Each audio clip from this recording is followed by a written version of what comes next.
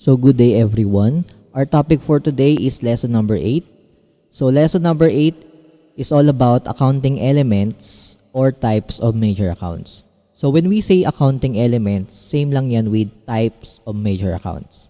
So before we proceed sa pinaka-topic natin, let's discuss what are the learning objectives or what are the learning competencies of our discussion for today. So at the end of the discussion, the learners should be able to, number 1, discuss the 5 major accounts or accounting elements. Number 2, the students must be able to cite examples of each type of accounts. And number 3, the student must be able to define and know how to prepare chart of accounts. Now, for the contents of this topic, okay, so we will be discussing, number 1, what are the business transactions. Number 2, we will discuss what are the types of financial statement. Number 3, we will discuss what are the accounting elements or what are the types of major accounts. And number 4, we will discuss what is chart of accounts. Okay? Now, for number 1, which is business transactions, so let's discuss what is business transactions. So, a business is any organizations that operates for commercial purposes. So, anong ibig sabihin natin ng a business is any organization that operates for commercial purposes? Now, na-discuss natin from our last topic yung types of business, di ba? Na-discuss natin ano yung mga different types or ano yung mga different forms ng mga business organizations. So, ano yung mga examples natin? So, meron tayong service business, merchandising business, we have manufacturing business, also we have the sole proprietorship, partnership, and corporations. Now, itong mga businesses na to or itong mga companies na to, ang purpose niyan kaya tinayo itong mga business na to is because they want to earn profits. Okay? Yun yung ibig sabihin ng commercial purposes. Kaya itong mga business na to, itong mga companies na to, tinayo yan for commercial purposes. When we say commercial purposes, itong mga business na to, itong mga companies na to, tinayo yan because they want to earn profits. Okay? Now, business usually engage itself into a various events and transactions in order for them to earn profits and continue operating. Now, di ba sabi nga natin, ang mga business or yung mga companies may kanya-kanyang transactions yan. Okay? Lahat ng makikita nyong business, lahat ng makikita nyong companies, lahat may mga kanya-kanyang transactions. Now, bakit ba sila pumapasok sa mga transactions? Bakit ba yung mga companies na to, nag-e-engage sila or nag-e-enter sila into a business transactions? Because, number 1, in order for them to earn profits. Okay? Kaya sila pumapasok sa mga transactions na yan because gusto nilang kumita. And syempre, kaya sila pumapasok sa mga transaction at gusto nilang kumita para mag-continue pa yung operations ng business nila. Okay? Kasi, bakit sinabi dito na it engage itself into a various event and transactions? Ang purpose niyan, kaya sila pumapasok sa mga transactions kasi gusto nilang kumita. Kasi isipin nyo, kapag hindi sila pumasok sa transactions or walang mga transaction itong mga business na to, paano kikita ang business natin? 'Di ba? Hindi naman kikita mag-isa ang business eh. 'Di ba? So, a business transaction is any events or activity that, number 1, can be expressed in monetary terms, and number 2, arises from completed action. Now, for an event to be considered as a business transaction, it should be measurable in terms of money, and it should be complete as to the increase or decrease in the business values. Now, let's talk about number 1. Ang sabi dito, para daw makonsider natin na ang isang event ay isang business transaction, dapat it can be measurable in terms of money daw. Anong ibig sabihin nun? Ibig sabihin, para ma-consider natin na business transaction yung isang event, dapat itong transactions na to is may involved na pera. Or itong mga transactions na to ay may kinalaman sa pera. Okay? So, number 2, anong sinabi dito sa number 2? Number 2, arises from completed action. So, meaning to say, para masabi daw nating business transaction yung isang event or para ma-consider natin na business transaction yung isang event, dapat it must arise from a completed action. Dapat daw may completed action. So, anong ibig sabihin ng completed action? For example, nag-canvas tayo ng printer. Halimbawa, kailangan natin ng printer para sa business natin. Ngayon, nag-canvas tayo sa SM. Okay? Now, kapag nag-canvas ba tayo ng printer sa SM, makukonsider ba natin yun as business transaction? Ire-record ba natin yun sa accounting as business transaction? The answer is no. Okay? Hindi natin pwedeng i-record yun as business transaction. Why?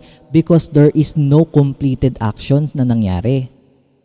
Bakit? Kasi nag-canvas ka lang.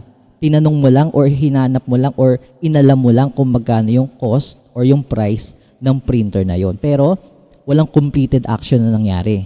Hindi ka naman nagbayad eh.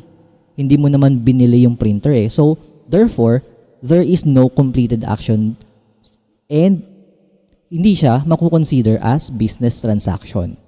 Okay? E paano kung halimbawa, pagka-canvas ko, binalikan ko kinabukasan. Okay? Nung pagkabalik ko kinabukasan, binayaran ko na yung printer, inuwi ko na yung printer. Now, pwede ba natin yun i-record as business transaction? Makukonsider ba natin yun as business transaction? The answer is yes. Okay? I-record na natin yun as business transaction. Why? Because there is a completed action na nangyari na. Ano yung completed action na nangyari? Nagbayad ako, binayaran ko yung printer, tapos binigay sa akin yung printer or dineliver sa akin yung printer. So merong transactions between the seller and sa company natin. Nagkaroon ng transactions. Okay? Nagkaroon ng completed action. That's why kailangan natin i-record yun sa accounting book. Okay? So yun. Again, a business transaction to be considered as or an event to be considered as business transaction, dapat number 1, it should be measurable in terms of money, and number 2, it must be arises from completed action. Okay? Next. For number 2, types of financial statement or types of financial reports. Financial statement or financial reports, same lang yan. Magkaparehas lang yan, terms na yan. Okay? When we say financial statement, same lang yan with financial reports. Now, i-relate natin yan sa business transaction. Di ba kanina sabi natin, lahat ng business may kanya-kanyang transactions. Okay? Ngayon, itong mga transactions na to, itong mga transactions ng business or transactions ng company natin, nire-record natin yan sa accounting. Yun yung function ng accounting, di ba? Ang function ng accounting is i-record natin lahat ng business transactions. Nire-record natin lahat ng mga business transactions na may kinalaman sa pera. Now, after nating i-record itong mga business transactions na to, anong gagawin natin? After nating i-record lahat ng business transactions, we are going to prepare financial statement or financial reports. Okay? Now, ang sabi, financial statements are the primary end products of accounting. Bakit sinabing primary end products yung financial statements sa accounting? Bakit sinabing primary end product? Ano bang ibig sabihin yan? Remember from our discussion nung definitions of accounting, di ba from our definitions of accounting, ang sabi natin, accounting, the function of accounting is to provide quantitative information. So yung quantitative information na tinutukoy doon, yung pinoprovide daw nating quantitative information, ito daw yung mga financial statement or financial reports. So basically, kapag inanalyze natin yung definitions ng accounting, sa accounting nakakagawa tayo or nakakapag-provide tayo ng financial statement or financial reports sa mga users. Okay? So, By the way, itong financial statement na to or itong mga financial reports natin, napaka-important nito sa mga managers at saka sa mga owners and sa mga users of accounting natin. Okay? Sa mga internal and external users, napakahalaga sa kanila ng financial statement kasi ginagamit nila to for their decision making. Dito sila nagbe-base. Ito yung nagiging guide nila when it comes to decision making. Now, let's discuss what are the types of financial statement or financial reports. Okay, by the way, financial statement or financial reports, itong topic na to is ile-lesson nyo or itatopic nyo in your grade 12 next semester. Okay? Pero since nandito na to, we need to discuss what are the types of financial statement or financial reports. So, ang i-discuss lang natin is yung definition or kung ano yung purpose ng mga financial statement na to. Pero, yung discussion kung paano mag-compute, yung discussion kung paano gumawa ng financial statement or financial reports, hindi natin yan ile-lesson this grade 11 nyo kasi topic yan or lesson yan for your grade 12 next semester. Okay? So, ang gagawin lang natin is i-define natin, i-discuss lang natin ano yung purposes ng mga different financial statement or financial reports na babanggitin natin. So, pag tinanong kayo sa quiz or kapag tinanong kayo sa exam, what are the types of financial statement or financial reports? 5. Okay? 5 ang isasagot nyo. Actually, we have 5 basic financial statement. We have number 1, the balance sheet or the statement of financial position. Number 2, we have the income statement or profit or loss statement. Number 3, we have the statement of changes in owner's equity or tinatawag din siyang statement of capital. Number 4, we have the statement of cash flow. And number 5, we have notes to financial statement. So, ito yung ating 5 basic financial statement. Balance sheet or statement of financial position, income statement or profit or loss statement. Number 3, we have the statement of changes in equity. Number 4, statement of cash flow. And number 5, notes to financial statement. Now, let's define and let's discuss the purpose of these financial statements. So, isa-isayin natin siya. So, unahin natin yung statement of financial position or yung balance sheet. Now, anong purpose kaya? Bakit natin kailangan gumawa ng balance sheet or statement of financial position? Ang sabi dito, statement of financial position or balance sheet shows the financial condition or financial status or even the financial health of the company as of a specified date.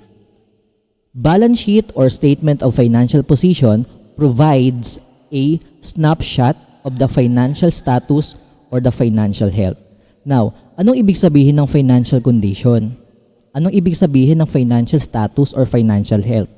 Now, sa balance sheet, diyan daw natin makikita yung financial condition ng business natin. Diyan daw natin makikita yung financial status or financial health ng business natin. So, paano natin ma-check yung financial status? Paano natin masasabi or paano natin malalaman yung financial status or financial health ng business natin? By looking at the assets and liabilities and equity ng may-ari.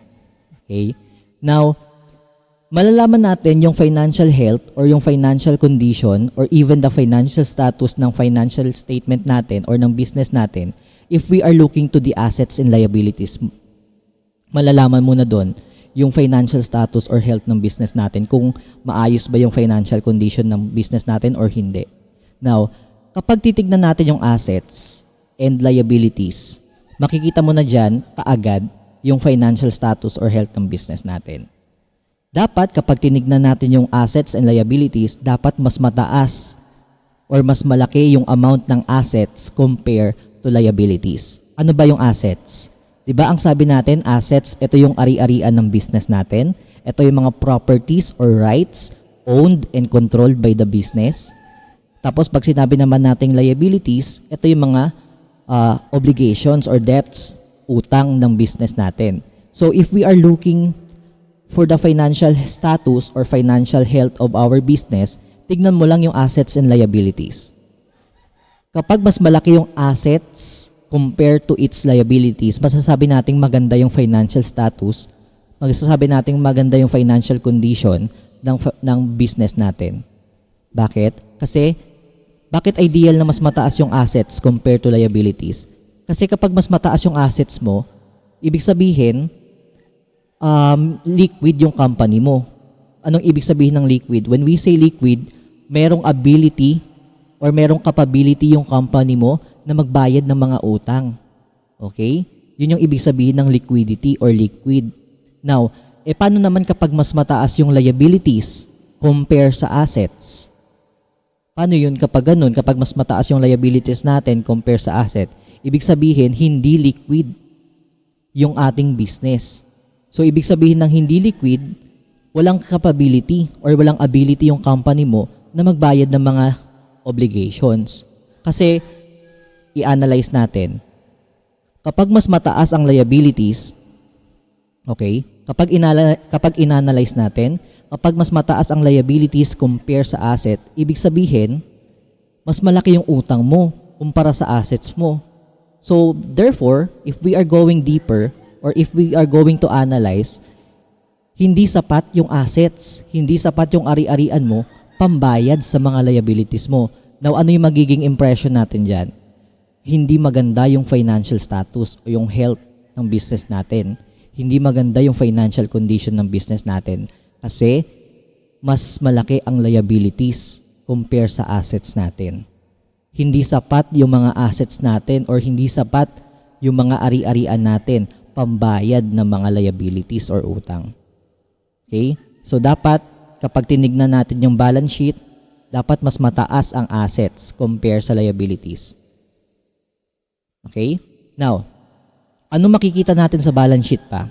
Sabi dito, balance sheet shows the details of the assets, liabilities, and owner's equity.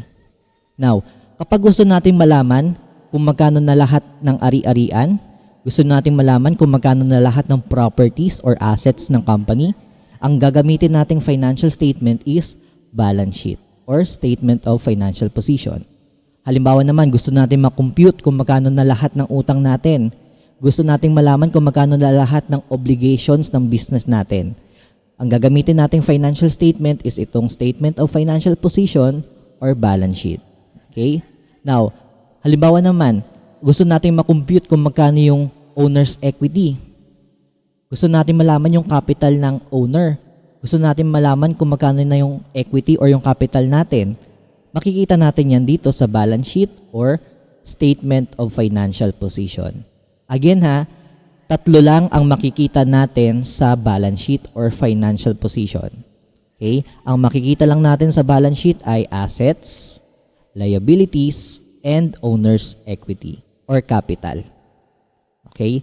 So, ito yung example natin ng balance sheet. Okay? So, ito yung example ng statement of financial position or balance sheet. Okay? So, in your grade 12, second semester, ganito na yung gagawin nyo. Doon na ile-lesson or doon na i-discuss kung paano mag-compute at paano gumawa ng balance sheet. Okay? So, dito, ito yung ating balance sheet example. So, makikita natin dito how much the total assets ng business. Magkano lahat ari-arian ng business. Makikita rin natin dito how much kung magkano lahat ng liabilities. Magkano lahat ng utang ng business. And dito natin makikita kung magkano na yung equity or yung capital ng owner or ng may-ari ng business. Okay? Yan yung balance sheet. Next. So, yung pangalawang financial statement natin is the profit or loss statement or tinatawag nating income statement. So, when we say profit or loss statement, same lang yan with income statement. Now, bakit kailangan natin gumawa ng income statement? Anong purpose ng income statement or ng profit or loss statement? According to this, profit or loss statement or income statement shows the financial performance of the business for a particular period. It also shows the financial results of operations. Now, let's discuss muna what is financial performance. Sabi, sa income statement or sa profit or loss statement daw natin makikita how much yung or ano yung financial performance ng business natin. Now, anong ibig sabihin ng financial performance? From the word itself, performance ng company, performance ng business mo when it comes to financial. Okay? Halimbawa, gusto mong malaman, ano na kaya yung performance ng business ko when it comes to sales? Maganda ba yung pinapakita ng business ko? Maganda ba yung takbo ng business ko? Maganda ba yung lagay ng business ko when it comes to financial? So makikita natin yan dito sa profit or loss statement or sa income statement natin. Okay? So halimbawa, pag sinabi nating financial performance, tumaas ba yung sales natin? Tumaas ba yung kita natin? Tumaas ba yung revenue natin or bumaba? Yun yung ibig sabihin ng financial performance. Okay, diyan natin makikita yan sa income statement or profit or loss statement. Now, ang sabi, it also shows the results of operation. Ano yung ibig sabihin ng results of operation? Pag sinabi lang nating results of operations, it's either your company will earn profit or your company will incur losses. It's either kikita ang business mo or magkakaroon ka ng losses. Yun yung ibig sabihin ng results of operations. Kapag nagtayo ka ng business, kapag nag-operate ka ng business, dalawa lang ang pwede maging results yan. It's either kikita ka, mag-earn ka ng profit, or magkakaroon ka ng losses or magkaka-incur ka ng losses. Okay? Halimbawa, sa income statement natin makikita kung magkano na yung kinita ng business natin. Makikita natin kung kumita nga ba ang business natin or nagkaroon ng loss or lugi yung business natin. Diyan natin makikita sa income statement. Now, sa income statement, it shows the details of the income and expenses of the business. So technically, sa income statement natin makikita kung magkano na lahat ng kinita ng business mo. Sa income statement natin makikita kung magkano na lahat ng revenue, lahat ng profits, lahat ng kinita ng business mo, lahat ng income dyan natin makikita sa income statement. Also, sa income statement din natin makikita how much na yung total expenses ng business. So basically, dyan natin makikita sa income statement kung magkano na lahat ng nagastos ng business natin. Okay? Remember, sa income statement, okay? Tandaan natin, sa income statement, ang makikita lang natin is dalawa. Income and expenses. Okay? So, ito yung examples natin ng income statement. Okay? Ito yung financial statement natin, ha? So, ito yung income statement example. So, makikita natin dito lahat ng revenue or lahat ng kinita ng business at dito rin natin makikita lahat ng expenses or lahat ng ginastos ng business natin. Okay? Now, makikita rin natin dito sa profit or loss statement or sa income statement kung nagkaroon ba ng profit or nagkaroon ng loss yung may-ari or yung business. Okay? Kapag ganito, kapag net income, ibig sabihin mas mataas yung revenue mo or mas mataas yung income mo compare sa expenses. Net income ang tawag doon. Ibig sabihin kumita ka. Okay? May kinita ang business mo. Okay? Ano naman yung kabaligtaran ng net income? Ang kabaligtaran ng net income is loss. Pag sinabi nating loss, ito yung net loss. Okay? Kailan nangyayari yung net loss? Nagkakaroon tayo ng net loss kapag mas malaki yung expenses natin or mas malaki yung gastos natin compared dun sa revenue or sa kinita natin. Okay? So, syempre, dapat ang i-aim natin as business owner, dapat lagi nating ini-aim na lagi tayo magkaroon ng net income. Lagi tayong kumikita. Okay? Sino ba naman may gusto na magkaroon tayo ng net loss, 'di ba? Okay? So, nagkakaroon tayo ng net income kapag mas mataas ang revenue or yung income mo compare sa expenses or gastos mo. Net income 'yon. Pero kapag mas mataas ang expenses mo compare dun sa kinita mo or sa revenue mo, that is net loss. Lugi ka nun. Okay? So, kaya sinabi dyan na sa profit or loss statement or sa income statement, dyan natin makikita yung financial performance at saka yung results of operations. Kumita ba ang business mo or nag-incur ka ng loss, nalugi ka. Okay? Yung number 3 naman, yung pangatlong financial statement is the statement of changes in owner's equity. Okay? Itong statement of changes in equity, pwede rin siyang tawaging capital statement. Now, anong pinapakita dito? Anong purpose ng statement of changes in equity? So, ang sabi, capital statement or statement of changes in equity shows the changes in the capital or equity of the owner. So from the word itself, changes in equity, dito daw natin makikita lahat ng changes, lahat ng pagbabago sa capital or sa equity ng owner. Di ba na-discuss natin kung bakit nagkakaroon ng changes sa capital or equity ng business natin?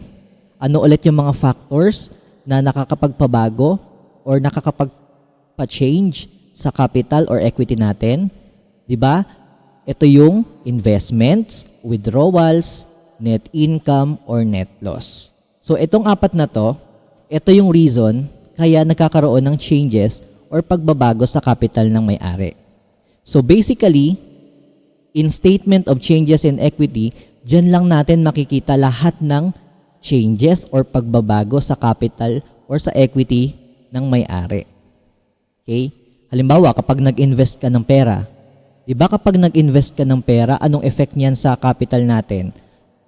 Di ba ang effect ng investment sa capital natin is mag-i-increase, madadagdagan kasi nga nag-invest ka ng pera. Nagdagdag ka ng property, so nag-increase yung capital mo. Ang lagi nating tatandaan kapag nag-invest tayo ng pera, always nag-i-increase ang capital or equity. Yung kabaligtaran naman niya is yung withdrawals. When we say withdrawals, naglabas ka ng pera sa business mo. Okay? Halimbawa, naglabas ka ng pera para gamitin mo sa personal use, personal consumption. Now, since naglabas ka ng pera sa business mo, nagbawas ka ng pera sa business mo, the effect of withdrawals sa capital natin or sa equity will decrease. Okay? Magdi-decrease ang capital natin. Bababa ang capital or equity natin kapag nag-withdraw tayo ng pera.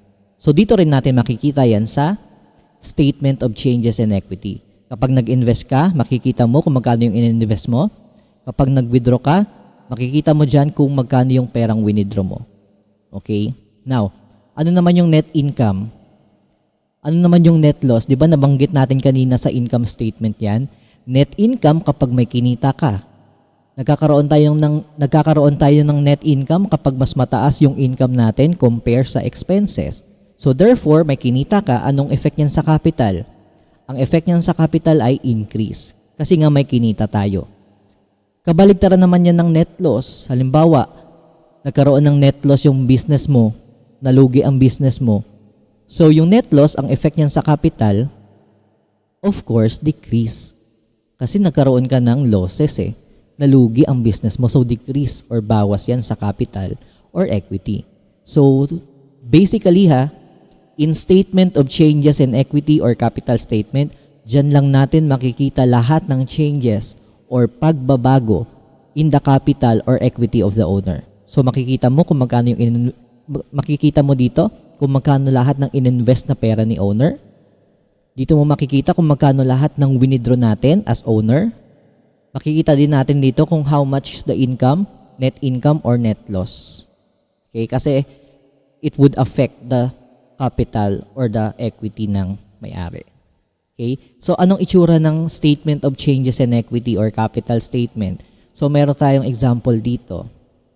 So ito yung example ng capital statement or statement of changes in equity. So makikita natin dito yung beginning capital niya. So since wala siyang beginning capital siguro, so makikita niya yung investment during the year. So yung net income, yung withdrawals, kung magkano yung withdraw niya. Tapos malalaman natin dito kung magkano na yung pinaka-total capital or pinaka-total equity ng owner. Okay, so ito yung example. Kung paano mag-compute and kung paano gumawa ng statement of changes in equity, ililesson nyo pa yan sa grade 12 second semester. Grade 12 next semester. Okay? Next naman, yung pang-apat. Yung pang-apat na financial statement is the statement of cash flow. Now, anong meron dito sa statement of cash flow? So, pag sinabi nating statement of cash flow from the word itself, statement of cash flow shows the movement of cash of the business. Makikita daw natin dito yung galaw or yung movement ng cash or ng pera ng business natin. So, pag sinabi nating movement of cash, it's either cash inflows or cash outflows. When we say cash inflows, ito yung mga perang pumapasok sa business natin. Mga perang pumapasok sa company natin. That's why ang tawag sa kanya, cash inflows.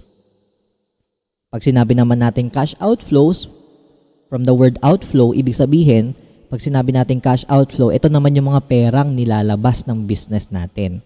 Kaya nga sinabing outflows. Now, in statement of cash flow, it summarizes the cash receipts and cash disbursement. When we say cash receipts, mga natatanggap mong pera. When we say cash disbursement, ito yung mga nilalabas nating pera. Okay? So, again, in statement of cash flow, dito natin makikita yung movement ng cash. Yung galaw ng pera natin. Okay? So, pag sinabi nating movement of cash, dalawa lang yan. It's either cash inflow or cash outflow. Now, technically, sa statement of cash flow, dito natin makikita kung saan nang gagaling yung mga pumapasok na pera or yung mga cash inflow natin. At dito rin natin makikita sa statement of cash flow kung saan naman napupunta yung mga nilalabas nating pera or yung mga cash outflows natin. Okay? So, in your grade 12 next semester, i-discuss kung paano mag-compute at paano gumawa ng cash flow statement. So, ito yung example natin. So, meron tayong cash flow from operations, cash flow from investing, and cash flow from financing. So, makikita nyo dyan yung galaw ng pera. Makikita nyo kung ano yung mga cash inflow natin dito. Makikita natin dito yung mga cash outflows. Okay? So, yung usually na naka-open and close parenthesis, yung mga naka-parenthesis na yan, usually yan yung mga outflows. Okay? Bawas sa cash yan. In accounting kasi, we are not using negative sign. We are using open and close parenthesis para ma-indicate na minus yon or negative. Okay? Now, number 5 is the notes to financial statement. Ano tong notes to financial statement? Actually, based sa curriculum ng senior high school, hindi dapat i-discuss or hindi kasama sa topic yung notes to financial statement. Pero since part siya ng financial statement, kailangan nating i-discuss para at least may idea tayo kung ano yung lahat ng financial statement. Again, in your grade 12, hindi natin i-discuss kung paano gumawa ng notes to financial statement. Actually, itong notes to financial statement, it is a separate topic in higher accounting. Higher accounting to, so hindi siya pang senior high. Pero since, again, for discussion purposes, para malaman natin kung ano yung mga different types of financial statement, kailangan natin i-discuss. So, i-discuss lang natin dito yung definition. Ano ang purpose ng notes to financial statement? Okay? Now, para saan ba tong notes to financial statement? Pag sinabi nating notes to financial statement, these are the supplemental notes that are included with the published financial statement of the company. Okay? So, meaning, itong notes to financial statement, supplemental notes siya sa mga financial statement natin. Okay? Now, anong meron? Ano yung nakalagay sa notes to financial statement? The notes are used to explain the assumptions used to prepare the numbers in the financial statement as well as the accounting policies adopted by the company. So meaning to say, when we say notes to financial statement, dito lang natin nilalagay or dito nakalagay yung mga methods na ginagamit natin. Dito natin sinasabi or dito natin ini-explain kung ano yung methods na ginamit natin, ano yung mga assumptions na ginamit natin sa pag-compute ng ganito, ano yung mga accounting policies na ginamit natin, accounting methods na ginamit natin, paano na-compute itong amount na to.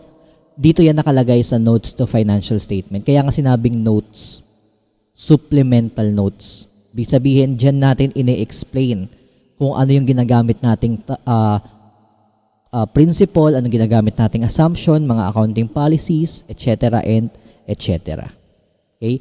So, technically, from the word notes, ibig sabihin, more on ano siya? More on words. Okay? So, ito yung example natin ng notes to financial statement. So, ayan. Parang ini-explain lang dito kung ano yung accounting policies na ginamit niya, ano yung GAAP na sinusunod nila, okay? Paano nila tinitreat yung mga receivables, anong treatment nila sa inventories, anong method nila dito sa mga inventories na to or sa receivables, and etc. Okay? Mga supplemental notes that explain kung ano yung mga ginagamit nilang procedures or policies. Okay? So, again, pag tinanong kayo, ano yung mga types of financial statement natin? 5 yon. Yung 5 financial statement natin is balance sheet or statement of financial position. Number 2, income statement or profit or loss statement. Number 3, the statement of changes in equity or cash or capital statement. Capital statement yon. Number 4, meron tayong statement of cash flow. And number 5, we have the notes to financial statement. So, dapat alam natin kung para saan itong mga financial statement na to at anong purpose nila. Okay? Now, for the content number 3, okay, ngayon i-discuss naman natin yung mga accounting elements or yung tinatawag nating major accounts. Now, anong meron dito sa accounting elements or major accounts?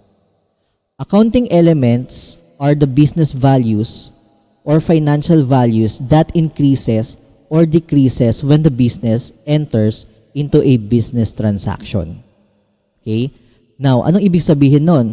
Ang sabi dito, accounting elements are the business values or financial values that increases or decreases when the business enters into a business transaction. Now, to make it simple, di ba sabi nga natin from our last discussion kanina, sabi natin lahat ng business may transactions. Now, itong mga transactions na to nire-record natin.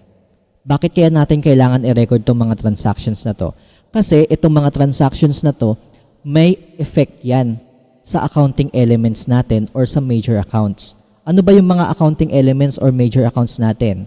So, pag tinanong kayo sa quiz or pag tinanong kayo sa exam, what are the 5 accounting elements or major accounts? Ito yung assets, liabilities, capital or equity, income, and expense. So, yan yung ating 5 basic accounting elements. Assets, liabilities, equity or capital, income, and expenses.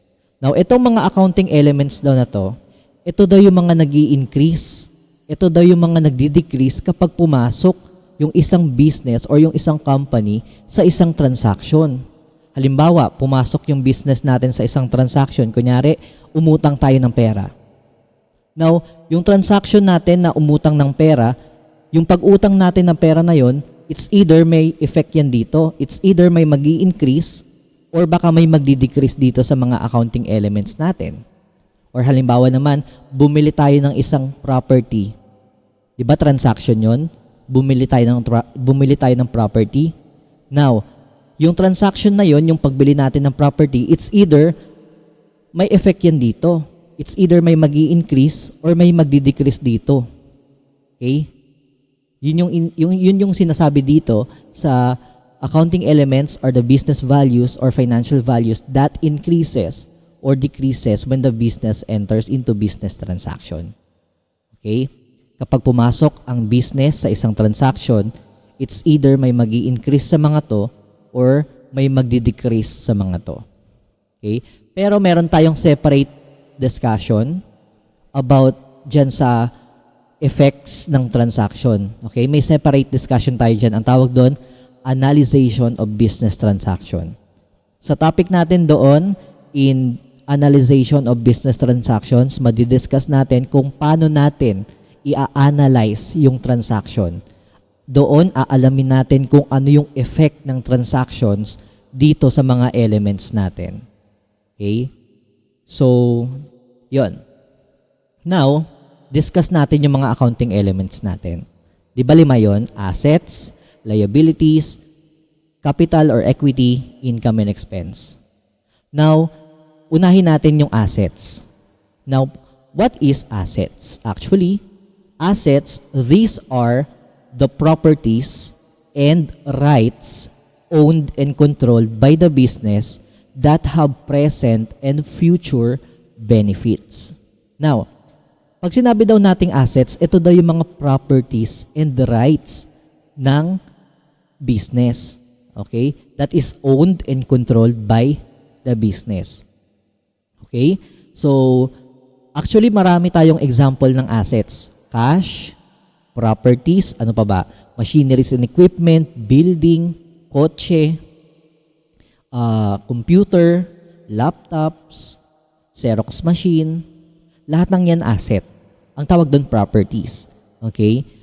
Tandaan natin, when we say assets, these are the properties and rights owned and controlled by the business. Now, dapat wag niyong kakalimutan yung word na owned. Ito, wag niyong kakalimutan yung word na owned and controlled by the business.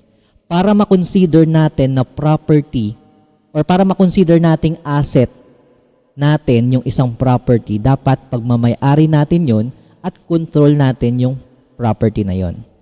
Halimbawa, meron tayong building, pinapaupahan natin yung building na yan. Yung building ba na to, pwede nating i-classify yan as asset natin?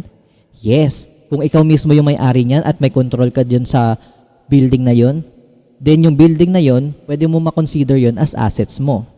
Okay? E paano naman kapag halimbawa, umuupa ka lang sa isang building? Now, yung building ba na yon, pwede mong i-classify as asset mo? The answer is no. Hindi mo pwedeng i-classify as asset mo yung building na inuupahan mo. Why? Kasi hindi mo naman yun pagmamay-ari at wala kang control doon sa building na yon kasi umuupa ka lang. Okay? Don't forget the word owned and controlled by the business.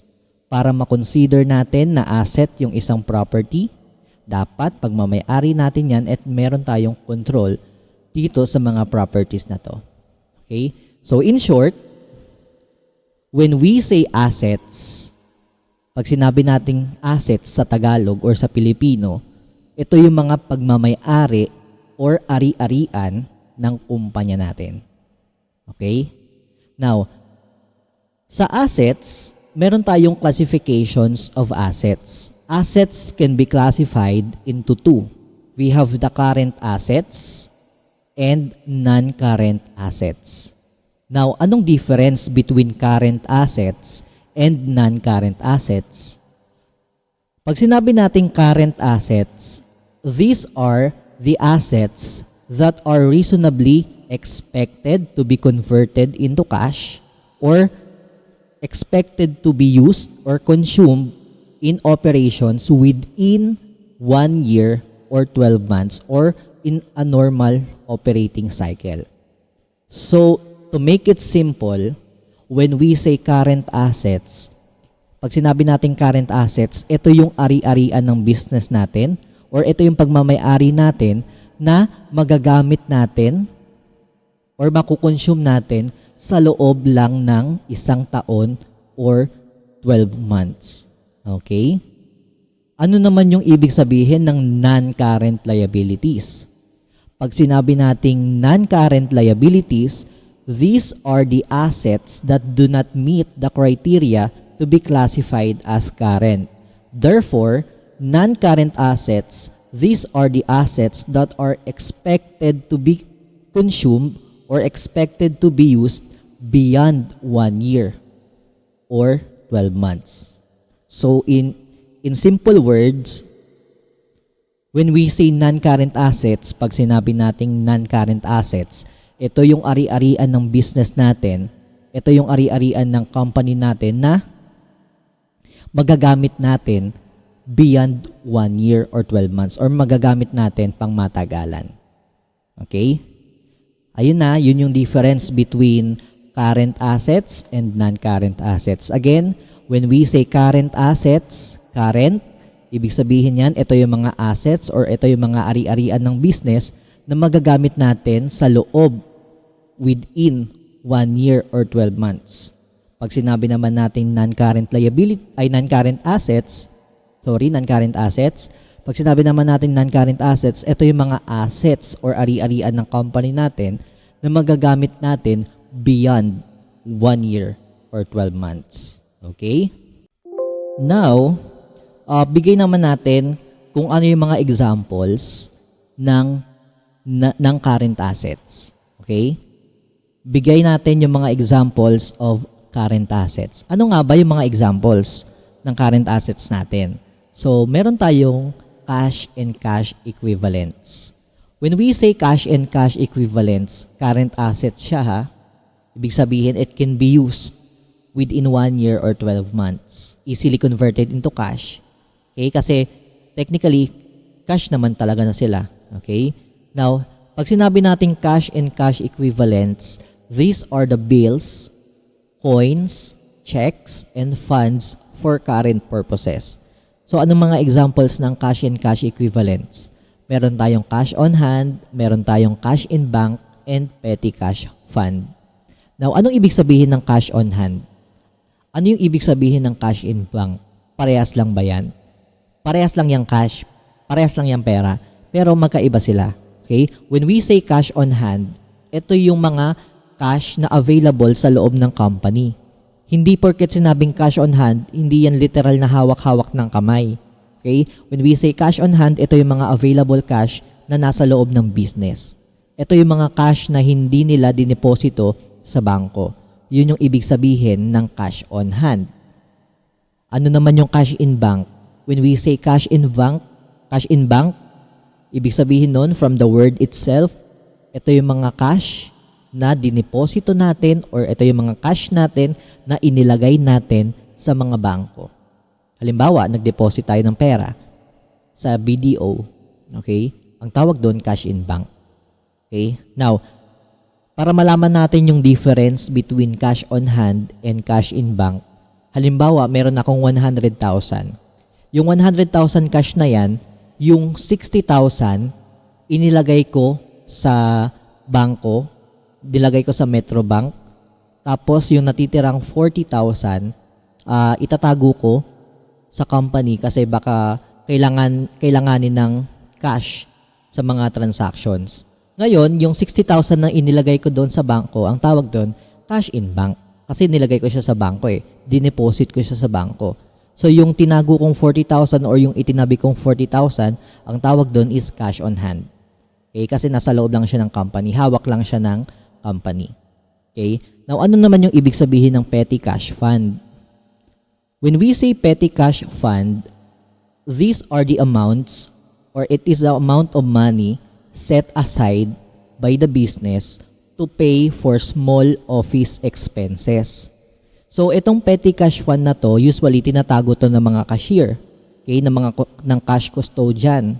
Okay, anong ginagawa ng mga cash custodian or ng cashier? Sila yung mga nagtatago ng mga petty cash fund natin. So, para sa batong petty cash fund, ang sabi dito, ginagamit itong mga petty cash fund for small office expenses. Halimbawa, naubusan ng ink yung printer, naubusan ka ng ballpen, naubusan ng bond paper yung company nyo. Now, for small office expenses, pwede tayong kumuha ng pera pambili ng ballpen, pambili ng kunyari isang rim ng bond paper, okay? Pwede natin kumuha or pwede natin kunin yung pambayad doon sa petty cash fund. Okay? Halimbawa naman, inutusan ka ng boss mo. Okay? Inutusan ka ng boss mo na pumunta sa BIR para magpasa ng ganitong documents. Kaso walang kotse yung walang kotse yung company, walang service vehicle. So ngayon magko-commute ka.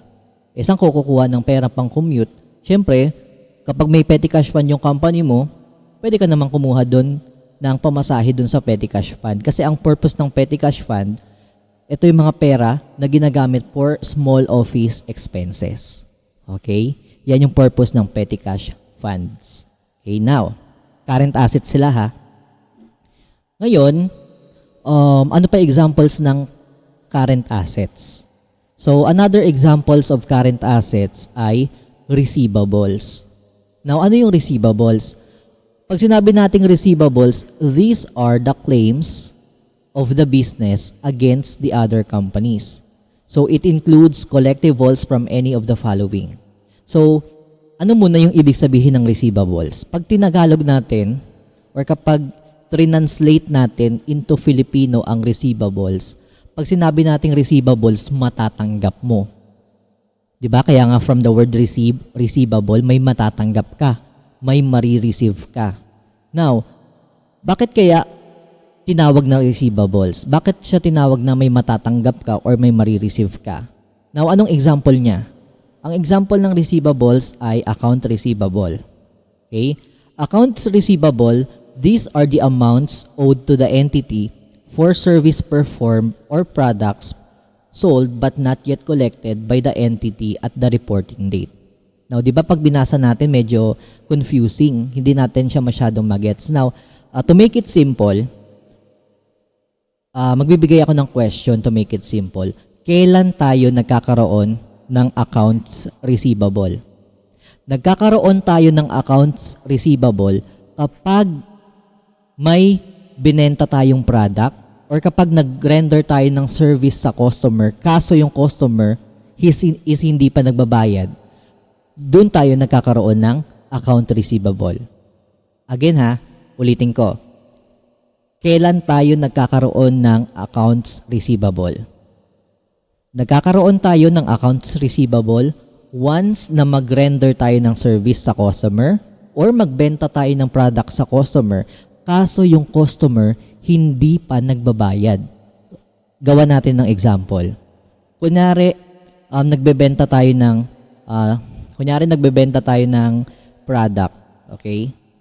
Ngayon, may umorder sa ating customer. Sabi niya, Sir, pa-order naman ng 10 box ng ganitong product nyo. Tapos, kaso, wala pa kaming available cash. So, baka next week na lang naming bayaran pero o-order na kami sa inyo kasi kailangan na namin ng supplies.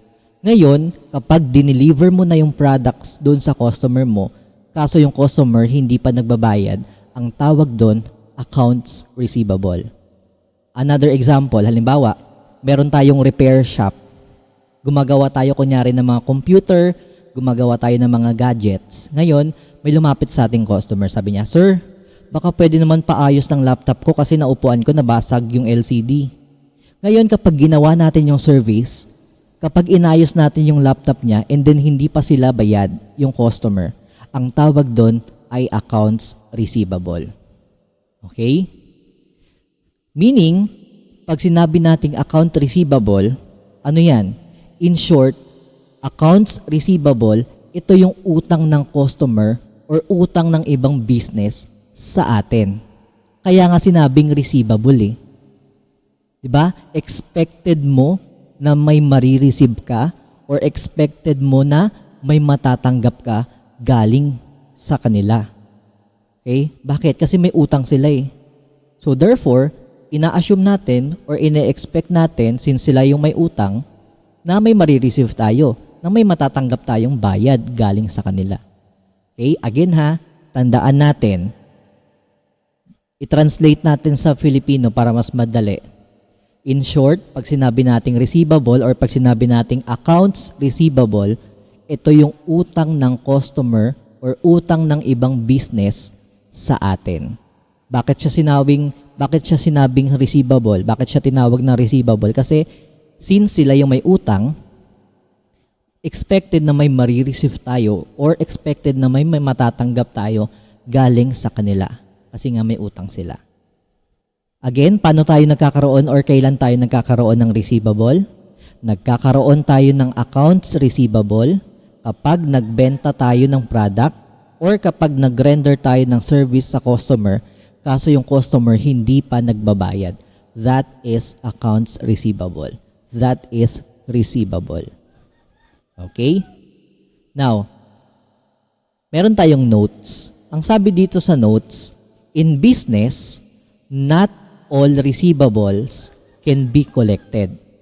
All receivables that is uncollectible is called bad debts or doubtful accounts. Now, anong ibig sabihin yan? Sa business daw, in business, hindi talaga maiiwasan na meron na hindi magbabayad ng utang.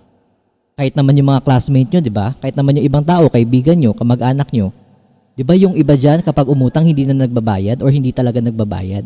Ganun din sa business. Okay? Sa business, may mga customers or may mga companies din na hindi nakakapagbayad because of certain reason. Now, ngayon, since sabi natin in business, hindi naman lahat ng utang is nakokolekta, hindi naman lahat ng utang is nababayaran, lahat ng receivable na hindi na natin possibly pang makokolekta, ang tawag doon is bad debts or doubtful accounts. Kaya nga sinabing bad debts eh. Kaya nga sinabing doubtful. Doubtful accounts, ibig sabihin, doubt ka or nagdadalawang isip ka if makokolekta mo pa ba yung utang ng customer or hindi. Or hindi na. Okay? Yun yung ibig sabihin natin dito. In business, not all receivables can be collected. Hindi lahat ng utang nakokolekta. May mga situation or may mga instances na hindi nakakapagbayad ang customer or yung mga businesses. So lahat ng mga receivables na hindi na natin possibly makokolekta or uncollectible na, ang tawag natin doon is bad debts or doubtful accounts. Now itong bad debts or doubtful accounts, separate topic to in adjusting entries. So medyo malayo pa tayo sa topic na yan. Okay? So next. Okay. Another examples of current assets ay notes receivable short term. Now, ano ibig sabihin ng notes receivable? Sabi dito, these are the receivables that are supported by a promissory note. Now, anong pinagkaiba ng accounts receivable sa notes receivable? Sa accounting kasi dapat alam natin kung anong account title ang ginagamit. Alam natin kung kailan gagamitin yung word na account receivable. Dapat alam natin kailan natin gagamitin yung word na notes receivable. Now, let's try to differentiate and to understand what is the difference between the account receivable and notes receivable. Okay? Actually, ito, accounts receivable, itong notes receivable, parehas lang yan. Parehas lang yan utang ng customer. Parehas lang tong utang ng ibang business sa company natin. Okay? Now, anong pinagkaiba nila? Ang pinagkaiba nila, when we say accounts receivable, ito yung mga utang ng customer or ito yung mga receivables natin that is supported by oral or informal promise to pay. Tapos itong notes receivable naman, ito daw yung mga receivables natin or ito yung utang ng mga customer that is supported by a written or formal promise to pay in form of promissory note. So in short, ang difference or yung pinagkaiba ng accounts receivable sa note receivable is itong note receivable meron siyang supported na promissory note. Now, ano ba yung ibig sabihin ng promissory note? Pag sinabi nating promissory note, it is a formal written, formal promise to pay. Okay? Ilalagay mo doon, I promise to pay this amount of ganito. Ang nakalagay sa promissory note kasi kung sino yung umutang, kung kanino siya umutang, kung magkano yung inutang na pera, kung may interest ba, and kailan niya babayaran yung utang. Yun yung ibig sabihin ng promissory note. Okay? Now, the difference between account receivable, kulang pala ng I, yung difference ng account receivable and notes receivable is that itong note receivable supported siya by a promissory note. Now, to make it more realistic, lagay natin sa isang situation. halimbawa ng account receivable. Halimbawa, ang customer, kunyari, may pumunta sa ating customer. Ang sabi ng customer, "Sir, pabili kami ng 10 box ng ganitong product nyo. Kaso wala kaming pera. Baka next week pa dumating yung cash namin. So baka pwede muna naming mag-advance ng order. Tapos, next week na lang naming babayaran." Kapag oral lang yung usapan nyo, kapag informal lang yung promise niya na magbabayad siya, wala kayong kasulatan, oral lang, usapan nyo lang, ang tawag doon, account receivable. Okay? Account receivable yung gagamitin nating account title. Pero, kapag ang customer, halimbawa, yung customer natin, lumapit sa atin, sabi niya, "Sir, kailangan ko ng ganitong amount of orders, 10 box ng ganitong supplies. So baka naman sir na wala pa kaming cash pambayad dyan sa order namin. Baka pwede naming i-advance yung order namin tapos next week na namin babayaran. Huwag kang mag-alala sir, gumawa kami ng promissory note. So ito, kunin mo yung promissory note." Kapag may promissory note na binigay ang customer, kapag ang utang ng customer is supported by a promissory note, hindi na accounts receivable ang gagamitin mong account title. Ang account title na gagamitin mo na is notes receivable. Okay? Kasi meron na siyang promissory note na binigay. May supported na promissory note. Yun yung pinagkaiba ng accounts receivable sa notes receivable. Sa accounts receivable, usapan nyo lang. Informal lang yung usapan. Informal lang yung promise to pay. Pero in notes receivable, may kasulatan. Meron tayong promissory note na involved. Okay? Yan yung difference ng dalawa. Another example of current assets, accrued income. Actually, accrued income is also known as account receivable. Accrued income is also known as accounts receivable. Kaso yung term na accrued income, ginagamit yan in adjusting entries, which is matagal pa nating topic. Sa next quarter pa natin yan. Okay? So madidiscuss din natin kung ano yung accrued income next quarter. Rent receivable. Now, ano yung rent receivable? Kailan tayo nagkakaroon ng rent receivable? Para mas magets natin, lagay natin sa isang situation. For example, may building tayo. Okay? May building tayo, since hindi naman natin siya ginagamit, pinaupa natin sa ibang tao.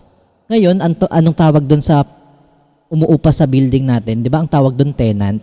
Okay? Halimbawa, may building tayo, pinapaupa natin sa mga tenant natin. Ngayon, ang singil natin sa renta is 10,000 per month. Ngayon, di ba nagkaroon ng pandemic? So walang income yung mga tao. So ngayon yung tenant natin isa sa mga nawalan ng trabaho kunyari. So ngayon, hindi siya makapagbayad sa atin ng renta kasi nga pandemic and nawalan siya ng trabaho. Ngayon, anong tawag doon sa mga renta na hindi pa niya nababayaran? Ang tawag doon sa mga renta na hindi pa niya nababayaran ay rent receivable. Okay? Bakit rent receivable? Kasi expected natin na may marireceive tayo or expected natin na may makokolekta tayong renta galing dun sa tenant natin. Halimbawa, di ba March ngayon? O ngayon, halimbawa nung January, February hindi pa siya nakakapagbayad. So yung renta niya nung January and February na hindi pa niya nababayaran, ang tawag natin doon is rent receivable. Kasi hindi pa sila nagbabayad ng renta. Expected natin na may marireceive tayo or expected natin na may matatanggap tayong renta galing dun sa mga tenant natin. Yan yung rent receivable. Okay? Ito naman, interest receivable. Ano naman yung interest receivable? Kailan tayo nagkakaroon ng interest receivable? Again, para mas magets natin, lagay natin sa isang example. For example, sa interest receivable, halimbawa, nagpautang tayo ng pera. Halimbawa, itong company na to, halimbawa si Company A. Okay, si Company A umutang sa atin ng pera.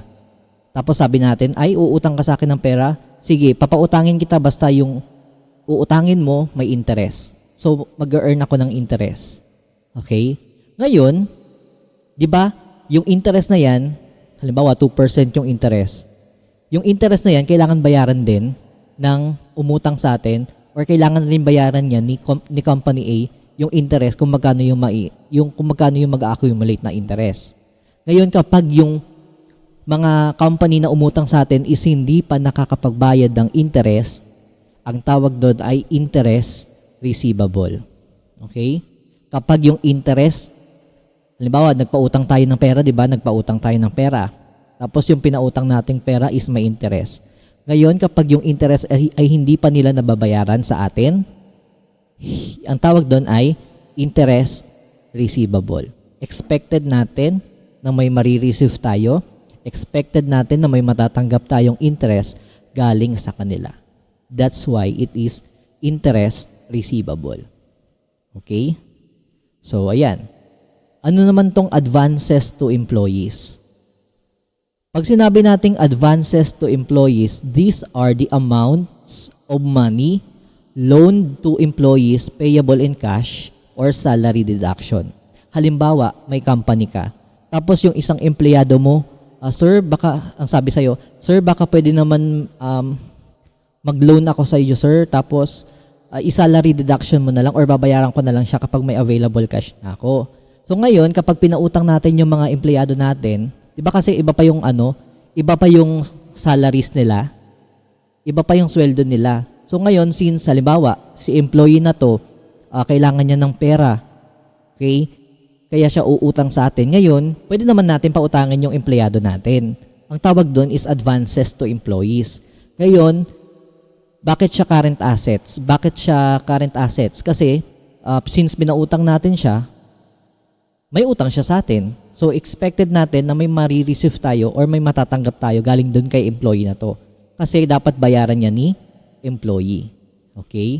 Yun yung ibig sabihin ng advances to employees. Kapag yung employee natin is umutang sa atin or nag-loan sa atin, ang tawag doon is advances to employees. So, ang bayad niyan, pwedeng magbayad si employee sa atin ng cash or pwedeng isalary deduction na natin yun. Okay? Now, another examples of current assets, inventories.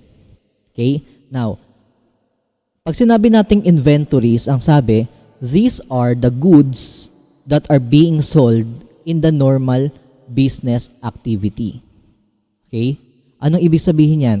Pag sinabi nating inventories, ito daw yung mga products, ito daw yung mga goods na binibenta natin in a normal business activity. Okay? Now, meron tayong mga different types of inventories. Meron tayong merchandise inventory, meron tayong raw materials inventory, meron tayong goods and process inventory, and meron tayong finished goods inventory. Now, i-discuss natin isa-isa tong mga inventory na to. Unahin natin yung merchandise inventory. Merchandise inventory, these are the goods held for sale by the trading or merchandising company. So, ibig sabihin, itong merchandise inventory, ito daw yung mga products or ito daw yung mga goods na binibenta ng mga merchandising business. O ano ba yung mga merchandising business natin? Diba? Ito yung mga sari-sari store, supermarket, department store, hardware, bookstore. So lahat ng products or lahat ng goods na binibenta ng mga merchandising business na to, halimbawa convenience store, ang tawag dun sa binibenta nila ay merchandise inventory. Okay? Now, ano naman tong raw materials inventory, goods in process inventory, finished goods inventory? Itong tatlo, saan natin makikita to? Makikita natin tong raw materials inventory, goods in process, and finished goods inventory sa mga manufacturing business. Ano ulit ibig sabihin ng manufacturing business? Manufacturing business, it means ito yung mga business na gumagawa ng sarili nilang product. Bumibili sila ng mga raw materials and then kino-convert nila itong raw materials into a finished products. Now, anong ibig sabihin ng raw materials inventory?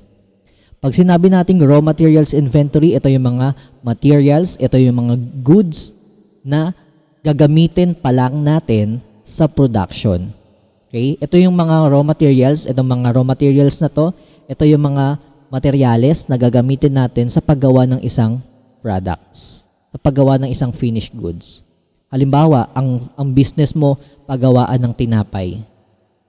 Kapag paggawaan ng tinapay, ang mga raw materials mo usually ay milk, sugar, flour or harina, eggs, etc. So yan yung mga raw materials inventory natin. Halimbawa naman, ang business mo or yung manufacturing business mo, gumagawa ka ng mga furnitures, gumagawa ka ng tables, gumagawa ka ng chairs, ng pinto. So ano yung raw materials natin dito? Ang raw materials natin dito is yung mga kahoy or yung puno. Okay? So when we say raw materials inventory, ito yung mga materyales na gagamitin natin in the production or sa paggawa natin ng mga products. Now, anong ibig sabihin naman ng goods in process inventory? When we say goods in process inventory, ito daw yung mga materials in process in the productions but not yet finished. Ibig sabihin, from the word goods in process, ito daw yung mga materials na slightly processed, nagawa na siya, pero hindi pa siya totally tapos. Kaya nga sinabing goods in process inventory. Halimbawa, paggawaan ng sardinas. Okay? Halimbawa, nalagyan mo na ng sauce, natimplahan mo na ng lasan, natimplahan mo na yung sardinas. Kaso hindi mo pa nalalagay sa can. Hindi mo pa nalalagay sa lata. Ibebenta mo na ba yun? Ibebenta mo na ba yun nang wala pang lata? Siyempre hindi pa. Ang tawag doon is goods in process inventory. Okay? Now, anong ibig sabihin ng finished goods inventory? Now, ito na. After natin ma-process yung mga materials na gagamitin natin sa production, pag sinabi nating finished goods inventory, ito yung mga finished products na. Ito yung mga nagawa na nating products na pwede nang ibenta ng mga company sa mga customer. Okay? Kaya ang sinabing finished goods inventory, ito yung mga finished products na and pwede nang ibenta sa customers. Okay? Now, the question is, kapag ba service business, may makikita tayong inventory account? May makikita ba tayong inventory account sa financial statement ng mga service business? The answer is, wala. Okay? Wala tayong makikitang inventories. Wala tayong makikitang inventory account sa financial statement ng service business. Bakit? Kasi sa service business, hindi ka naman nagbebenta ng product. Wala ka namang inventory sa service business eh. Hindi ka naman nagbebenta ng inventory. Anong binebenta mo sa service business? Ang binibenta mo sa service business is the service itself. Nagbibigay ka ng service, nagpo-provide ka ng service sa customer. Okay? Ang binibenta mo, service, hindi produkto. Okay? Walang inventory account sa mga service business. Okay? Next. Okay. So, another examples of current assets ay prepaid expenses. Now, when we say prepaid expenses, these are the expenses not yet incurred but already paid. Mga expenses daw natin or mga gastos daw natin na hindi pa natin nagagamit. When we say not yet incurred, hindi pa natin nagagamit, pero bayad na natin. In other words, when we say prepaid expenses, ito daw yung mga expenses na binayaran natin in advance. Nag-advance payment ka, ang tawag dyan, prepaid expenses. Now, anong mga examples ng prepaid expenses? We have prepaid rent, we have prepaid insurance, we have prepaid supplies, we have prepaid advertising, and etc. Naunahin natin yung prepaid rent. Pag sinabi nating prepaid rent, ito daw yung mga rental expense natin that are paid in advance. Ibig sabihin, halimbawa, umuupa tayo sa isang building, umuupa tayo sa isang apartment. Now, kapag binayaran natin, kunyari, binayaran natin yung renta natin good for 6 months, ang tawag doon, since nag-advance payment tayo sa renta natin ng 6 months, ang tawag doon is prepaid rent. Okay? How about prepaid insurance? When we say prepaid insurance, ito daw yung mga advance payment mo for your insurance premium. Halimbawa, nagbabayad ka ng 2,500 per month sa insurance mo. Halimbawa, marami kang cash ngayon. So, binayaran mo na yung buong taon na insurance mo. Binayaran mo na yung pangbuong isang taon na insurance. Ang tawag doon sa advance payment mo, since binayaran mo yung pangbuong taong insurance mo, insurance premium mo, ang tawag doon is prepaid insurance. Okay? Prepaid supplies, when we say prepaid supplies, it means supplies expense that are paid in advance. Okay, mga supplies na binayaran mo na or ginastos mo na, kaso hindi mo pa siya nagagamit. And also, when we say prepaid advertising, halimbawa, magpapa-advertise ka ng product mo, magpapa-advertise ka ng business mo. Now, kapag nag-advance payment ka doon and hindi pa naman napapalabas yung mga pina-advertise mo, ang tawag doon is prepaid advertising. Basta ang tandaan natin, lahat ng advance payment sa mga expenses natin, ang tawag dyan, prepaid expenses. Okay? Lahat ng expenses na hindi mo pa nagagamit, pero bayad mo na, prepaid expense ang tawag dyan. Okay? Now, okay. So, let's talk about the non-current assets. Kanina, na-discuss natin yung mga current assets. Again, anong ibig sabihin ng current assets? When we say current assets, ito yung mga assets or ari-arian ng business na magagamit natin sa loob ng isang taon or sa loob ng isang taon or 12 months. Now, let's talk about non-current assets. Ano ba yung mga non-current assets? Again, from the definition, non-current assets, ito yung ari-arian natin or ito yung mga assets ng company natin na magagamit natin beyond 1 year or 12 months. Okay? So, ano yung mga examples ng non-current assets? So, examples ng non-current assets natin ay properties, plant, and equipment.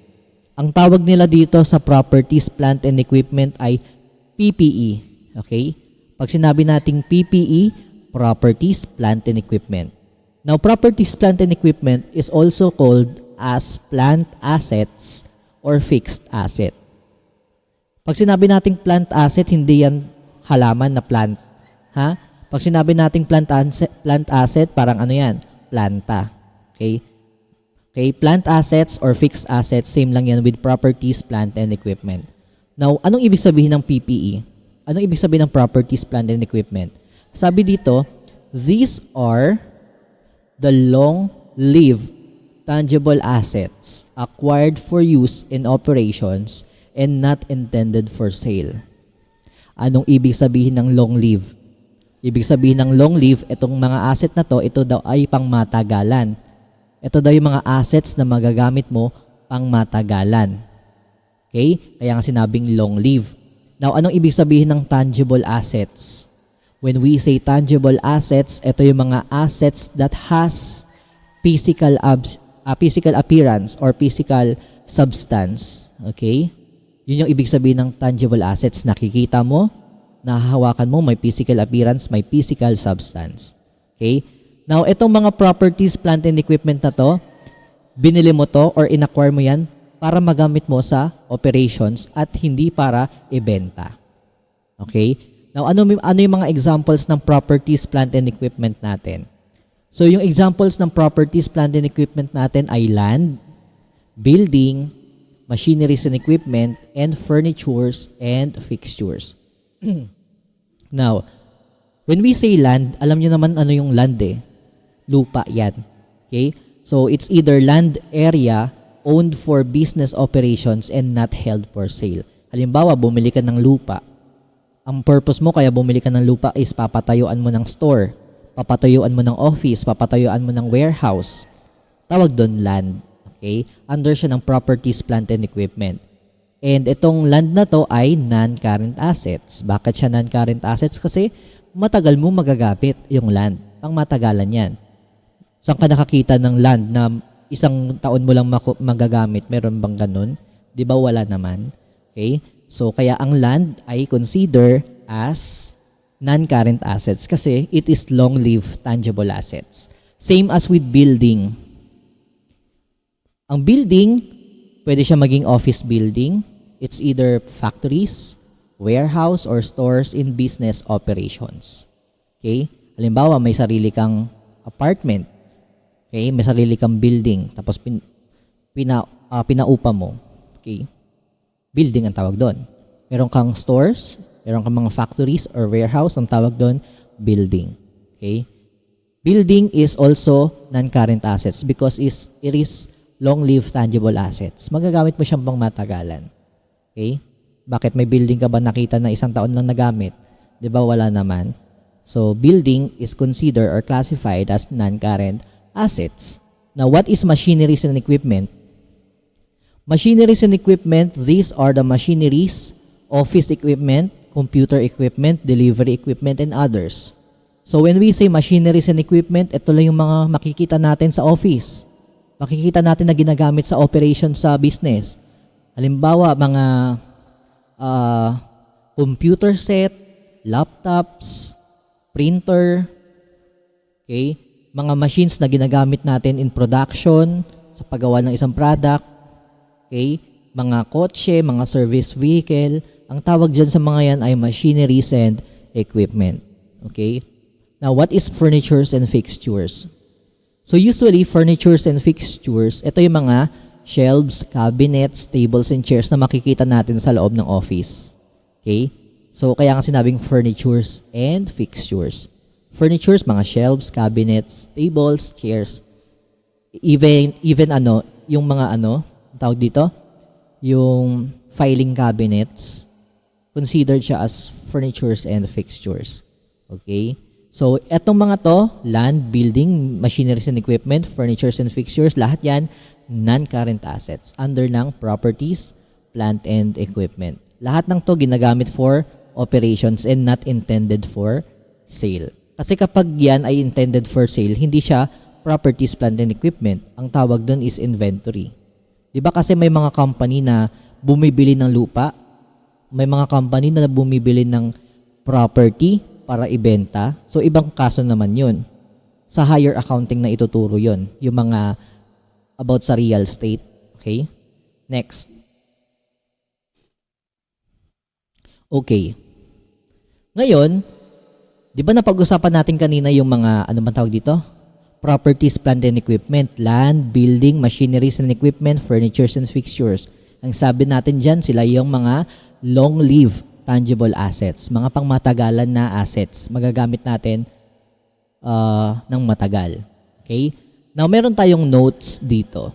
Ang sabi, the value or the cost of fixed asset depreciates or decreases from time to time due to certain factors. Anong ibig sabihin yan? Ang ibig sabihin ng note dito, ang sinasabi lang dito, na yung mga properties, plant and equipment natin, yung value daw ng mga properties, plant and equipment natin or yung cost ng mga properties, plant and equipment natin, nagdi-depreciate daw or nagdi-decrease yung value from year to year or from time to time because of certain reason.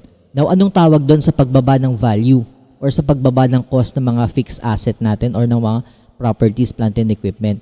Ang tawag doon ay depreciation. Okay? Hindi siya depression. Iba ang depression sa depreciation. When we say depreciation, it means it is the decrease, pagbaba sa cost or value ng mga properties, plant and equipment natin or fixed asset. Okay? Ang depreciation, kabaligtaran niya ng appreciation. Ano ba yung ibig sabihin ng appreciation? Tumataas ang value pag sinabi nating appreciation. Pag sinabi nating depreciation, nagdi-depreciates, bumababa ang value. Now, bakit ba bumababa or bakit ba nagdi-decrease yung cost or yung value ng mga properties, plant and equipment natin? Because of certain factors. Number one, wear and tear. Pag sinabi nating wear and tear due to use, kakagamit mo ng mga property mo na yan, syempre naluluma yan, kakagamit mo, nasisira yan. That's why, nagdi-decrease or bumababa yung value ng mga fixed asset natin. Ano naman yung deterioration or decay? When we say deterioration or decay due to aging, Halimbawa, since matagal na yung property mo, naluluma yan, nasisira yung mga property na yan. Halimbawa, kapag gawa sa metal yan, nagkakaroon na ng, ang tawag dito, nagkakaroon na ng kalawang. So, due to aging yan. So, since due to aging, dahil sa tagal ng panahon, na ginagamit mo yung properties, nagdi-decrease or bumababa yung value ng cost or value ng properties, plant, and equipment natin. How about damage and destruction? So, due to undesired circumstances like fire. So, pag sinabi nating undesired circumstances, mga mga fortuitous event, when we say fortuitous event, ito yung mga hindi natin maiiwasan or hindi natin inaasahan na mga pangyayari. So halimbawa, nagkasunog, nagkabaha, lumindol, nasira yung mga property mo. Yun yung mga factors bakit din nagdi-depreciate yung mga properties and fixed asset natin. Okay? Nasisira, nadidestruct. Okay? Yun. Ano naman yung inadequacy? Inadequacy due to expansion, thereby rendering the present fixed asset incapable of fulfilling the increased needs of the business. And when we say obsolescence, due to the introduction of improved models or inventions. So itong inadequacy and obsolescence, i-relate na lang natin yung dalawa. Halimbawa, may bagong model na nilabas. Halimbawa, usually, itong inadequacy and obsolescence, ano ba yun? Obsolescence. Okay, obsolescence. Ibig sabihin yan, halimbawa, mga kotse, mga computer, mga cellphone.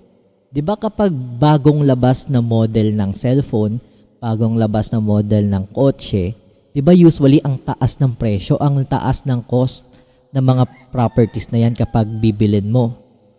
Ngayon, syempre, nag-update din naman yan from year to year, gaya ng kunyari iPhone, gaya ng Honda, gaya ng Toyota. Kapag yung isang model nila is bagong labas, mataas ang presyo niyan.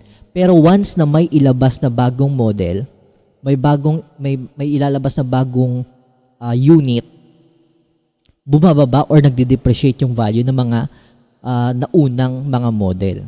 Okay? Halimbawa sa iPhone 7 nyo, iPhone 8, di ba? Nung binili nyo yan, siguro nung pagkalabas ng iPhone 7, iPhone 8, binili nyo mahal na mahal. Pero nung lumabas na yung iPhone 10 and etc., mga iPhone, ano na yan, di ko alam kung anong tawag dyan, syempre, mas mataas yung value nun. Therefore, yung mga iPhone 7 and iPhone 8, mababa na yung value kasi nagde-depreciate kasi may bagong model or may bagong unit na ilabas. Okay? Yun yung concept natin sa depreciation. Again, pag sinabi nating depreciation, bumababa or nagdi-decrease yung value ng mga fixed asset natin or ng mga properties. Okay? Now, meron tayong isang note sa baba. Ang sabi dito, all of the fixed asset or all the properties, plant, and equipment has depreciation except for land.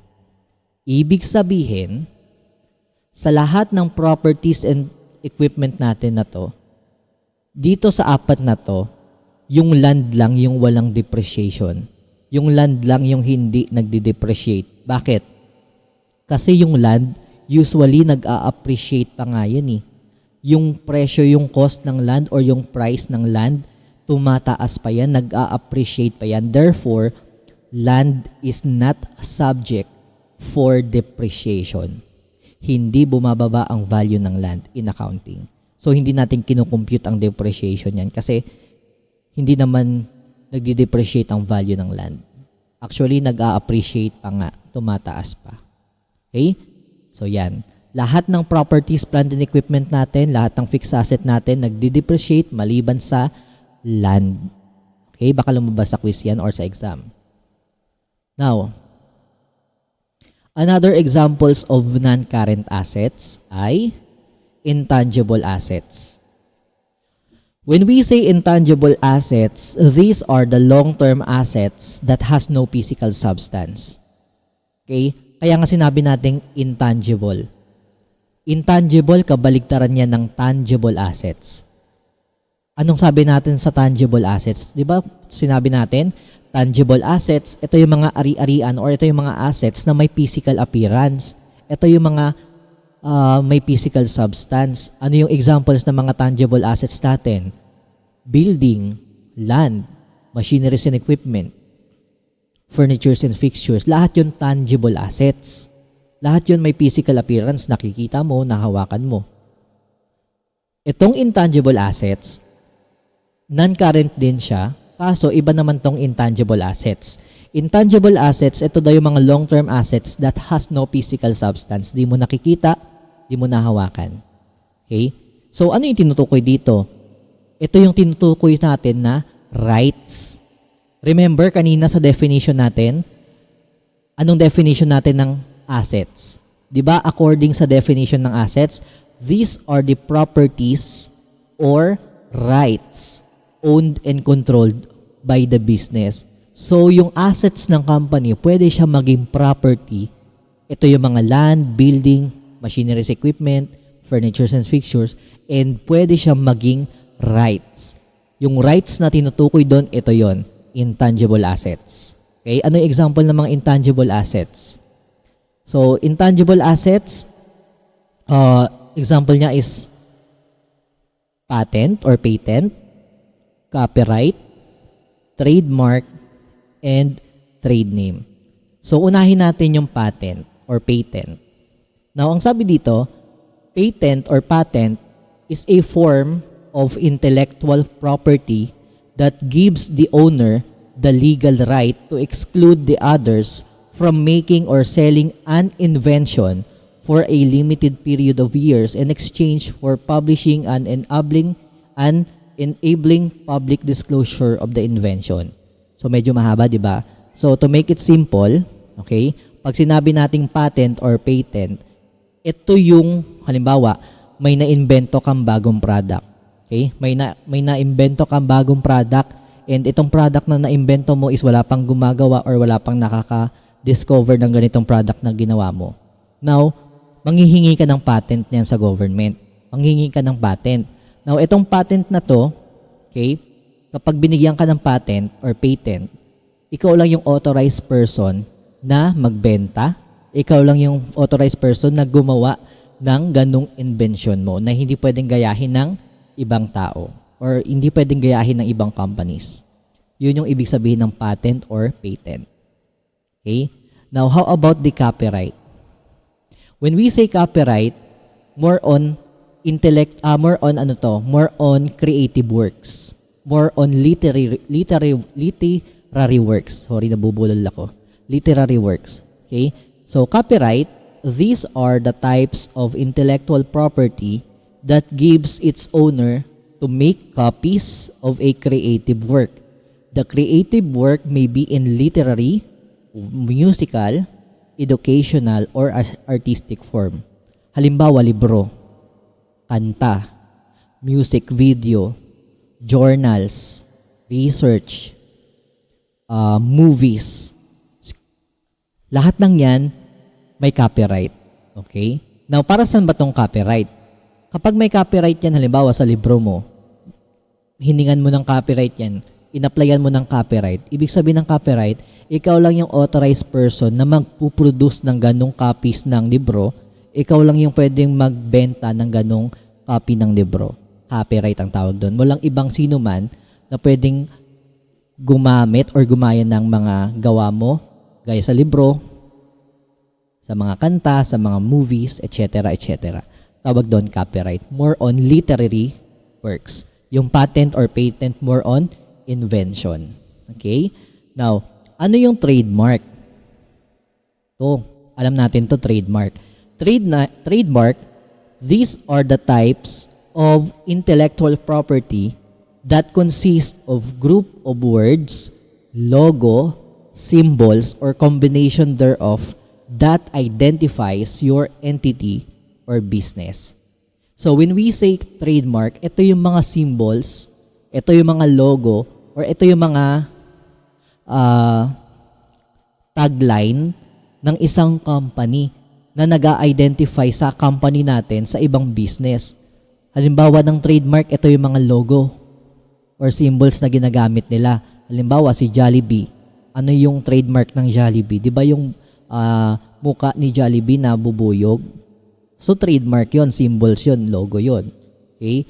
It identifies. Kapag nakita mo yung muka na yon, kapag nakita mo yung logo na yon, alam natin si Jollibee yon. O kapag may nakita naman kayong M na malaki tapos dilaw, ano yon? Di ba McDonald's yon? Trademark yon ng McDonald's. Okay? So, pag sinabi nating trademarks, ito yung nag-identify sa company natin or sa business natin sa ibang business. Kapag nakita natin tong logo na to, kapag nakita natin tong symbol na to, alam na natin na ito yung business na to. Okay? Ang trademark, yan ay, pag sinabi nating trademark, ikaw lang yung authorized na pwedeng gumamit ng ganong symbol or logo or even tagline. Okay? Wala dapat ibang gagamit or wala dapat ibang gagaya ng trademark mo. Isang trademark, isang business lang yan. Di pwede magkaparehas. Now, ano yung trade name?